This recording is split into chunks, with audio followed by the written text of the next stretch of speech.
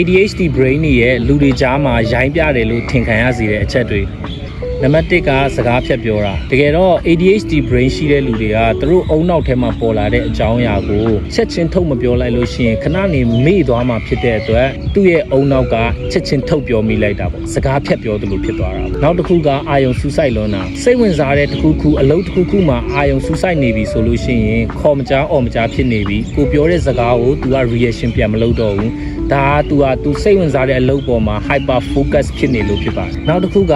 အချိန်မှတ်ဉာဏ်တွေကမောက်ကမဖြစ်တာအတိတ်ကာလအချိန်မှတ်ဉာဏ်တွေရဲ့အကွာအဝေးတွေဟာအုံနောက်ထဲမှာကမောက်ကမဖြစ်နေတာမျိုးပေါ့ဥပမာလွန်ခဲ့တော့3လက memory တစ်ခုဟာလွန်ခဲ့တော့3နှစ်ရဲ့ memory တစ်ခုနဲ့ तू မခွဲခြားနိုင်တာမျိုးပေါ့